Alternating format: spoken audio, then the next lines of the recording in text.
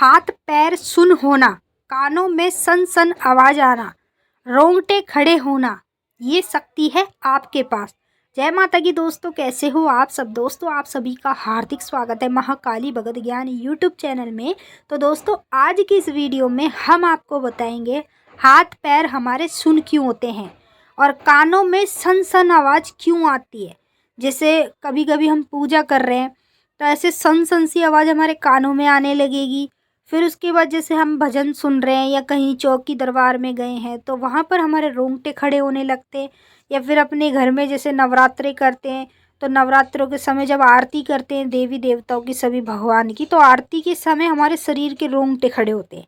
तो आखिर ये सब चीज़ें आपके साथ क्यों होती है? क्योंकि आपके पास है महाशक्ति। वो शक्ति कौन सी है उसका मैं आपको नाम भी बताऊंगी। तो जितने भी भक्ति वीडियो देख रहे हैं मैं उन सभी से रिक्वेस्ट करना चाहूँगी, अगर आप महाकाली भगत ज्ञान यूट्यूब चैनल पे नए आए हैं तो सब्सक्राइब ज़रूर कर लें और बेल आइकन को ऑल पर सेट कर लें ताकि हमारी जो भी न्यू वीडियो आए उसका नोटिफिकेशन सबसे पहले आप सभी भक्तों के पास पहुँचे। और अगर आपको ये वीडियो पसंद आ जाए तो लाइक ज़रूर कर देना, कमेंट करके जय माँ काली हर हर महादेव ज़रूर लिख देना। और जितना आपसे हो सके तो माँ काली के अनेक भक्तों तक इस वीडियो को ज़्यादा से ज़्यादा शेयर कर देना ताकि माँ काली के एक एक भक्त तक ये वीडियो पहुँचे। और माँ काली के अलावा जितने भी देवी देवता की भक्ति करते हैं, पूजा पाठ करते हैं और जिन लोगों के साथ ये सब चीज़ें होती हैं उन लोगों तक ज़्यादा से ज़्यादा इस वीडियो को शेयर करें ताकि उनको उनके सवाल का जवाब इस वीडियो के माध्यम से मिल जाए। जो लोग अपने अंदर ये चीज़ें देख रहे हैं उनको पता होना चाहिए कि ये चीज़ें हमारे साथ क्यों होती है, क्योंकि हमारे साथ पिछले ही जन्म से ये शक्तियाँ चल रही हैं। तो ज़्यादा से ज़्यादा इस वीडियो को आगे सभी देवी देवता के भक्तों तक शेयर करें।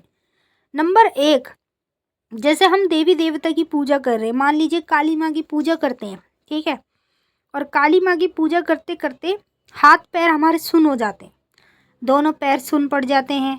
फिर पैरों के बाद हमारे दोनों हाथ सुन पड़ जाते हैं। और जब हम कुछ भी चीज़ चढ़ा रहे हैं माता को अग्यारी पर तो हाथ कांपते भी हैं। तो ये सब चीज़ें हमारे साथ पूजा के समय क्यों होती है? क्योंकि हमारे साथ जो शक्ति चल रही है वो पिछले जन्म से चल रही है। अब जो हम भक्ति पूजा पाठ करें इस जन्म से नहीं है, वो पिछले जन्म से ही चल रही है। यानी कि जो शक्ति चल रही है ना, उस शक्ति के पुजारी हम पिछले जन्म में भी थे। तो जो हमने पिछले जन्म में जो भी सेवा पूजा पाठ की उस शक्ति की, वो शक्ति इस जन्म में भी हमारे साथ है और इसीलिए इस जन्म में भी हम उसकी पूजा कर रहे हैं। तो पूजा के समय हमारे हाथ पैर सुन इसीलिए पड़ रहे क्योंकि जो शक्ति है ना हमारे पास वो पहले से ही है। हमें ये शक्ति किसी ने दी नहीं है, हमने किसी गुरु से नहीं ली, ना हमें ये अपनी पूजा पाठ से प्राप्त हुई। ये शक्ति हमें पिछले जन्म से कुदरती प्राप्त हुई है। तो जब हाथ पैर आपके पूजा के समय सुन होने लगे तो समझ लीजिए आपके साथ महाशक्तियाँ चल रही है। उन शक्तियों के मैं नाम भी आपको बताऊंगी। नंबर 2, कई बार जैसे हम देवी देवताओं का ध्यान करते हैं या फिर उनके किसी भी बीज मंत्रों का जाप करते हैं तो बैठे बैठे ध्यान में हमें कई प्रकार की कानों में आवाज़ आती है। सबसे पहले ऐसी आवाज़ आएगी सन सन, इस प्रकार से आवाज़ें आती हैं हमारे कानों में। तो ये सन सन की आवाज़ें हमारे कानों में क्यों आती है?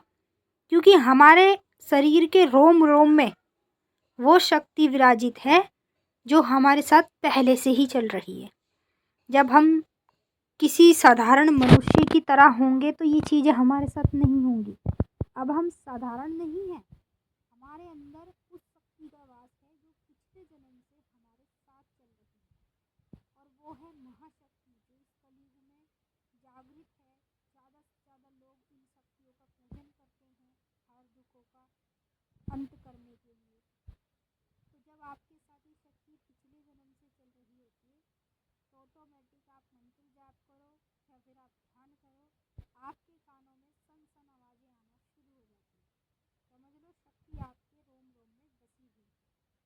नंबर 3, कई बार जैसे हम माता के भजन सुनते हैं, किसी भी देवता के भजन सुनेंगे या मान लीजिए कि जागरण चौकी में जा रहे हैं, कीर्तन में जा रहे हैं, तो कई बार ऐसा हमारे साथ होता है कि हमारे शरीर के रोंगटे खड़े हो जाते हैं। एकदम कोई भी चीज़ हम भजन सुनेंगे तो एकदम हमारे शरीर के रोंगटे खड़े हो जाएंगे।